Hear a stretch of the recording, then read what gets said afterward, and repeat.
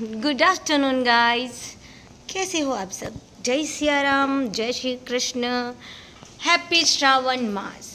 Okay, હું આજે તમે મારું આ ઘર જોઈ રહ્યા છો. એકચ્યુઅલી આ મારા સિસ્ટરને ત્યાં આવી છું અને આ ચેનલના મેઇન ઓનર છે કિન્નરી, મિસિસ કિન્નરી શુક્લા, જે આ ચેનલના ઓનર છે અને ચેનલનું નામ છે Kinnari kitchens magic. Okay, Kinnu's kitchen magic. તો આજે આપણે એમને મળીએ. મને થયું કે આજે હું પણ વિડીયો બનાવું, તો હું બનાવવા જઈ રહી છું. મેડમ આજે બહુ કામમાં છે. એકચ્યુઅલી એક વાત ક્લિયર કરીશ કે શ્રાવણ માસ ચાલી રહ્યો છે, જે તમને ખબર જ છે. હવે શ્રાવણ માસમાં એકચ્યુઅલી 10 ડેઝનો એક ફૂલ પ્રોગ્રામ કહી શકો તમે આપણા હિન્દુ ધર્મના એકોર્ડિંગ. પણ અમારા ગુજરાતીઓમાં 10 ડેઝ ઘણું બધું સેલિબ્રેશન અમે કરતા હોઈએ છીએ. તો તિથિ પ્રમાણે આજે રાંધણ છઠ છે અને આવતીકાલે સાતમ થશે, જેને શીતળા સાતમ કહેવામાં આવે છે.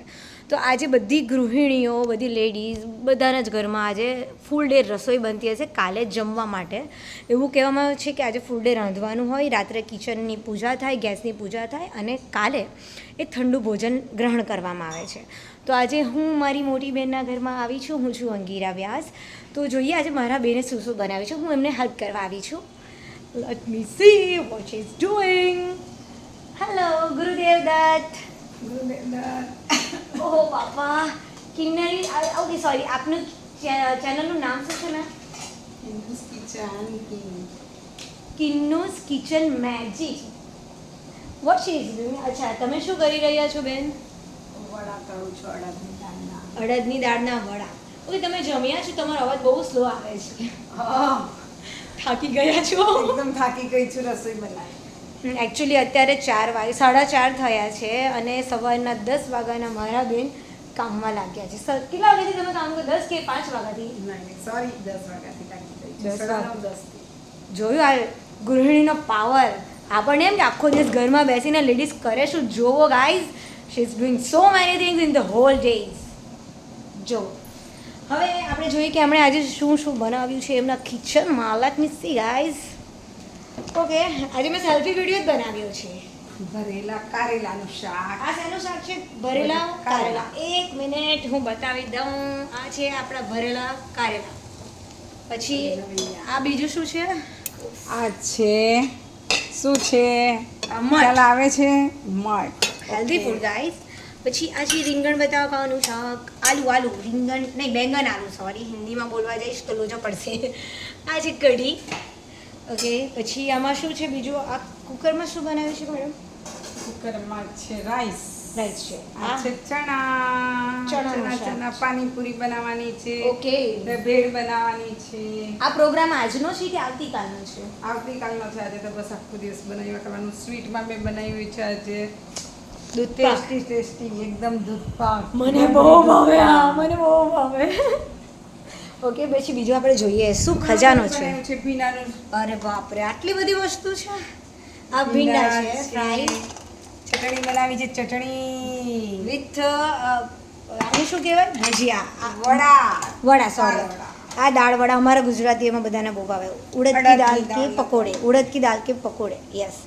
પછી છે એમણે બનાવ્યું હતું કઢી ભાત છે, કઢી ચાવલ, ચના છે, પૂરી છે, પૂરી મસાલા પૂરી, શક્કરપારા છે. શક્કરપારા છે. હવે અડધી વસ્તુ તો અંદર પેટારામાં મુકાઈ ચૂકી છે. ઓકે, હવે આ તમારો પ્રોગ્રામ મેડમ કેટલા વાગે પૂરો થશે? 5, 5:30. 5, 5:30 થઈ જશે. 5:30 પછી હું ગેસની પૂજા કરીશ રાત્રે 8 વાગે. ઓકે, તો અત્યારે એમનું આટલું કમ્પ્લીટ થઈ ગયું છે. આપણે બધા ડિસ્ટર્બ કરવાની જરૂર નથી એમને. એમનું આ કામ કમ્પ્લીટ થઈ જાય એટલે રાત્રે જે પૂજા એ કરશે ને, કે કઈ ટાઈપની પૂજા કરવામાં આવે છે. અને આ ખરેખર ઘણી સારી વસ્તુ છે કે જે આપણે આ લાઈફમાં જમીએ છીએ, અન્ન ગ્રહણ કરીએ છીએ, તે અન્નપૂર્ણા માતાની પૂજા. અને જે અગ્નિદેવ છે, બરોબર ભાઈ, મને બેન બોલાવે છે મારા. બોલો, તમે જ કહો. લો નહીં તું કે મારું ધ્યાન ના તળવા મારા.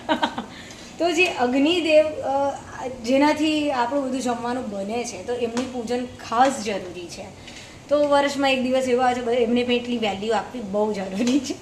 તો સાંજે જે પૂજન વિધિ થશે તેનો પણ હું વિડીયો બનાવીશ. અમે બનાવીશું. આજના દિવસને કહેવાય છે રાંધણ છઠ. અને કાલના દિવસને કહેવાય છે સીડી સાતમ.